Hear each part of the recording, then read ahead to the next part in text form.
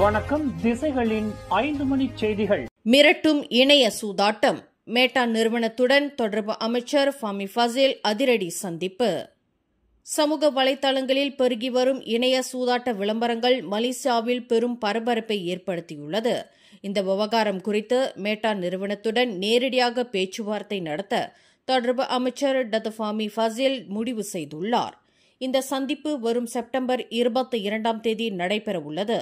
சமூக வலைதளங்களில் பரவி வரும் சட்டத்திற்கு புறம்பான சூதாட்ட விளம்பரங்கள் குறித்த கவலைகளை இந்த சந்திப்பில் எழுப்புவதாக அவர் கூறியுள்ளார்.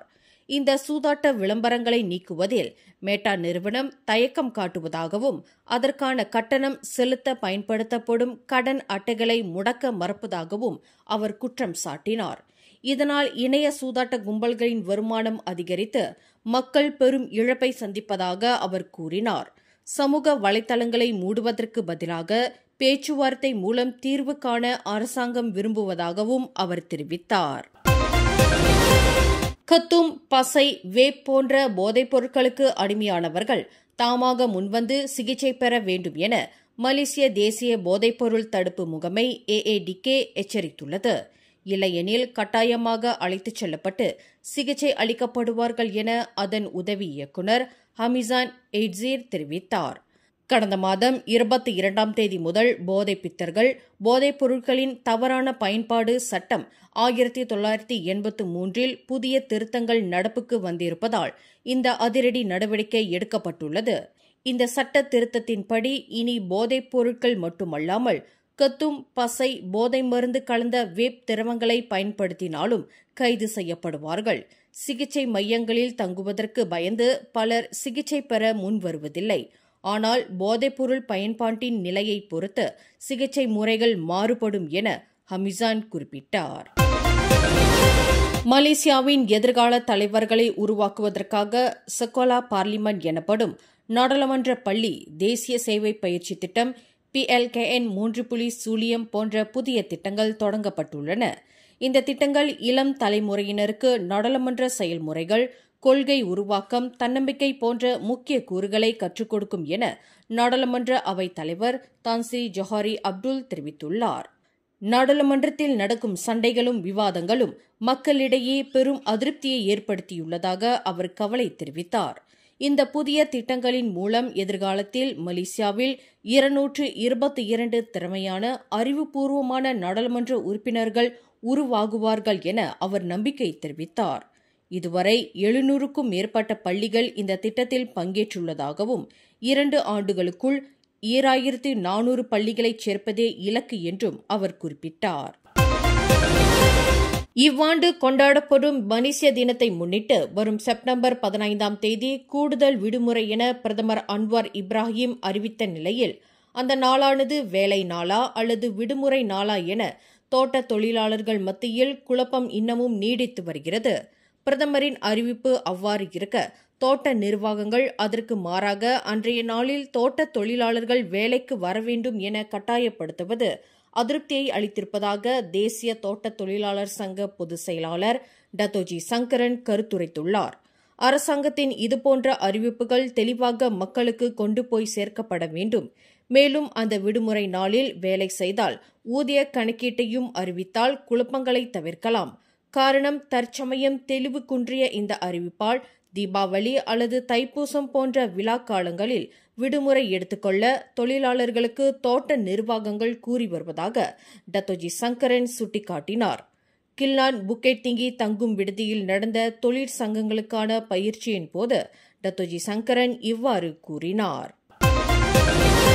கோத்தக் கமுனிங் சட்டமன்ற உறுப்பினர் அலுவலகமும் ஷாலாம் ரோட்டரி கிளப்பும் இணைந்து சேவ் த ஹார்ட், இதயத்தை காப்போம் 5.0 என்ற திட்டத்தின் கீழ் பொதுமக்களுக்கு இலவச இதய பரிசோதனைகளை நடத்தியுள்ளது. இதனை கோத்தக் கமுனிங் சட்டமன்ற உறுப்பினர் பிரகாஷ் சம்புநாதன் அதிகாரப்படியாக தொடக்கி வைத்தார். மக்களிடம் இதய நோய் குறித்த விழிப்புணர்வை ஏற்படுத்துவதற்காக இந்த நிகழ்ச்சி ஏற்பாடு செய்யப்பட்டது என பிரகாஷ் குறிப்பிட்டார். இங்கு பரிசோதனை செய்து கொண்டவர்களுக்கு ECG, இரத்த பரிசோதனை ஆகியன மேற்கொள்ளப்பட்டது. இதன் மூலம் ஒருவரின் இதய நலனை கண்டறிந்து தேவைப்பட்டால் அடுத்த கட்ட சிகிச்சைகளை மேற்கொள்ளலாம். இந்த இலவச பரிசோதனைக்கான செலவை ஸ்கீம் ஜன்தோங் நகரி ஸ்லாங்கூர் திட்டத்தின் கீழ் மேற்கொள்ளப்படும் எனவும் பிரகாஷ் தெரிவித்தார். மலேசியாவின் ஸ்குவாஷ் நட்சத்திரம் எஸ் சிவசங்கரி எகிப்தில் நடந்து வரும் உலக ஸ்குவாஷ் போட்டியில் தொடர்ந்து வெற்றிகளை குவித்து வருகிறார். உலகின் 8வது இடத்திலுள்ள சங்கரி 2வது சுற்றில் எகிப்து வீராங்கனை நூர் ஹெக்காலை வீழ்த்தி 3வது சுற்றுக்கு முன்னேறியுள்ளார்.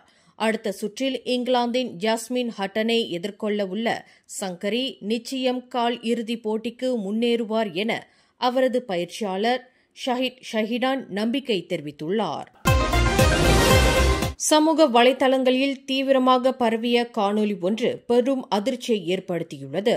பாங்கி சுங்கசாவடி அருகே ஒருவர் தனது புரோடுவா மைவி காரை ஆபத்தான முறையில் ஓட்டிச் சென்று விபரீத சாகசத்தில் ஈடுபட்டது அந்த காணொலியில் பதிவாகியுள்ளது. இந்த சம்பவத்தை அடுத்து பொதுமக்களுக்கு அச்சுறுத்தலை ஏற்படுத்திய அந்த மர்ம நபரை காவற்படையினர் தீவிரமாக தேடி வந்தனர். இதனையடுத்து 25 வயதான அரசு ஊழியர் ஒருவர் காவற்படையிடம் சரணடைந்ததாக காஜாங் மாவட்ட காவற்படையின் தலைவர் உதவி ஆணையர் நஸ்ருன் அப்துல் யூசுப் தெரிவித்தார். இந்த சம்பவம் தொடர்பான மேலதிக விசாரணைகள் தொடர்ந்து நடைபெற்று வருவதாக அவர் கூறினார். மலேசியாவின் ஊழல் தடுப்பு ஆணையம் நடத்திய அதிரடி சோதனையில் கவுண்டர் செட்டிங் என்ற பெயரில் வெளிநாட்டினருக்கு சட்டத்திற்கு புறம்பாக நுழைவு அனுமதி வழங்கிய ஊழல் கும்பலைச் சேர்ந்த 6 பேர் கைது செய்யப்பட்டனர்.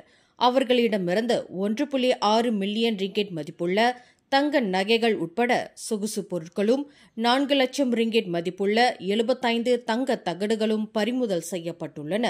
இந்த ஊழலில் ஈடுபட்ட 5 பேர் வானூர்தி நிலையத்தில் பணிபுரியும் குடிநுழைவுத்துறை அதிகாரிகள் என்பது அதிர்ச்சி அளிக்கும் கூடுதல் தகவலை வெளியிட்டார் மலேசிய ஊழல் தடுப்பு ஆணையத்தின் துணை தலைமை ஆணையர் டத்தோஸ்ரீ ஹமட் குசைரி யாயா. இந்த மோசடி தொடர்பில் ஆணையம் 70 வங்கி கணக்குகளையும் முடக்கியுள்ளது. மேலும் செய்திகளை தெரிந்து கொள்ள கீழே இருக்கும் பெல் பட்டனை அழுத்துங்கள். உங்கள் மகிழ்ச்சியை வெளிப்படுத்த லைக் மற்றும் ஷேர் செய்யுங்கள். தொடர்ந்து திசைகளோடு இணைந்திருக்க சப்ஸ்கிரைப் செய்யுங்கள்.